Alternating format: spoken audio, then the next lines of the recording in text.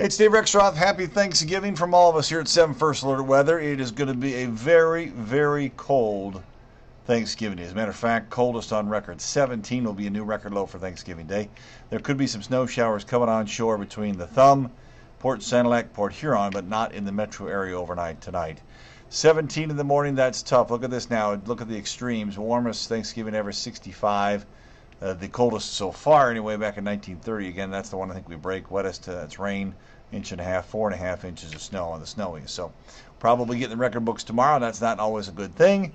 If you're going to be out at the turkey trot, 17 when it starts at 7:45, feels like 10 for a wind chill. And during the parade and getting ready for it, all that kind of stuff, temperatures in the low to mid 20s, but wind chills again in the teens at best, so be ready for that. In terms of Lions forecast, nice that it's indoors, but tailgate will be very cold, 24 with low teens, I think, for wind chills. And then even after the game, it's 30, but wind chills still an issue, probably in the upper teens at that point. So very, very cold. 30 is the actual high, and a little bit of sunshine every now and then, but that doesn't matter too much. Friday, brighter, warmer, 43 and mostly sunny, 46 and 47 Saturday and Sunday for the weekend, but rain is likely on Saturday, and most of the day it's probably done around 2 or 3 o'clock in the afternoon. And then a little bit of sunshine on Sunday. That's probably the best of the rest of the holiday weekend.